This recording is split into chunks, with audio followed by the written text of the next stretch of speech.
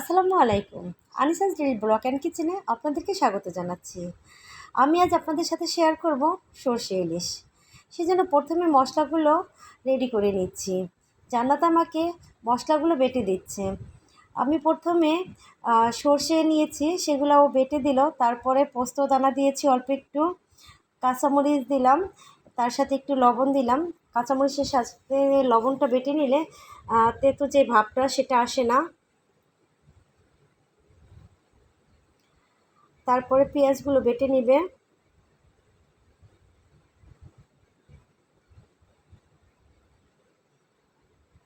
শিলপাটায় মশলাগুলোকে জান্নাত ভালো করে বেটে নিচ্ছে। এখন চুলোতে একটা কড়াই বসিয়েছি, তার মধ্যে এখন আমি 1 টেবিল চামচের মতো তেল দিয়ে দিব।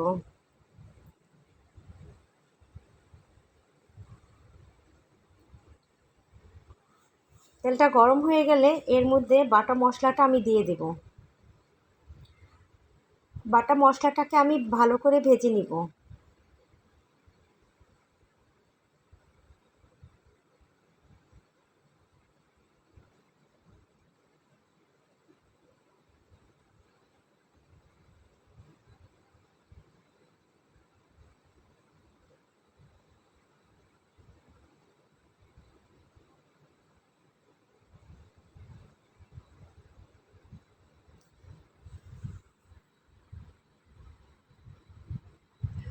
এখন এর মধ্যে একটু কালারের জন্য আমি 1/2 চামচের মতো হলুদের গুঁড়া এবং 1/2 চামচের মতো মরিচের গুঁড়া দিয়ে দিব।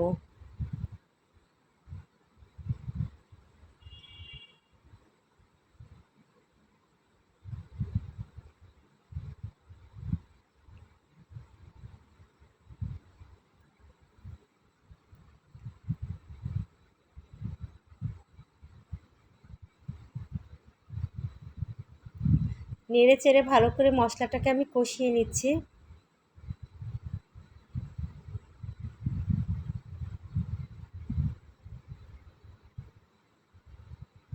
এখন এর মধ্যে সামান্য একটু পানি দিয়ে দিচ্ছি।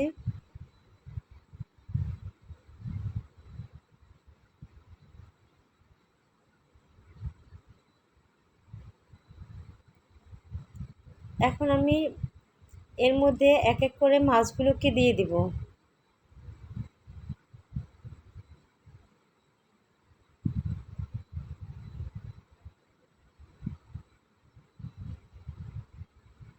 মাছগুলো দিয়ে আমি উল্টিয়ে ভালো করে নেড়ে চেড়ে দিব।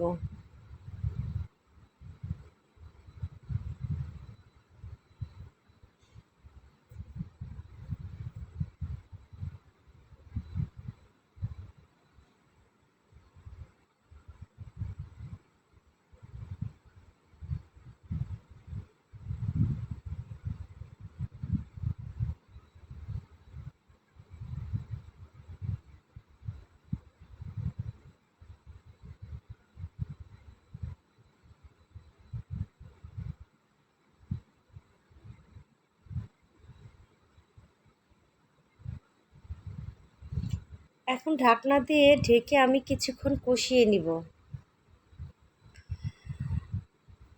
কষানো হয়ে গেলে এর মধ্যে আমি এখন 1.5 কাপের মতো কুসুম গরম পানি দিয়ে দেব।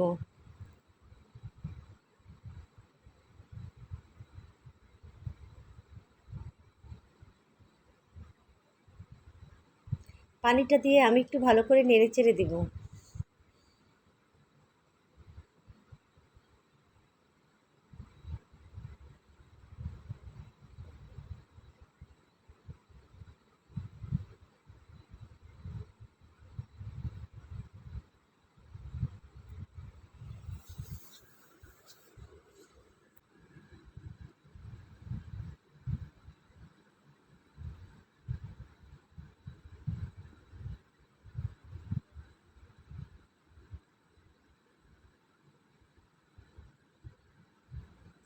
আমি এখন রান্নাটা শেষ হয়ে গেছে, এর মধ্যে 3-4টা কাঁচামরিচ দিয়ে দিব সুন্দর একটা ফ্লেভার আসার জন্য। আপনারা যারা সর্ষে ইলিশটা রান্না করবেন তারা একটু পোস্তদার দিয়ে দিবেন, তাহলে এর ফ্লেভার এবং স্বাদটা খুবই সুন্দর হয়। আমার মাছটা রান্না হয়ে গেল। এতক্ষণ যারা সাথে ছিলেন সবাইকে অনেক বেশি ধন্যবাদ জানাচ্ছি। আল্লাহ হাফিজ।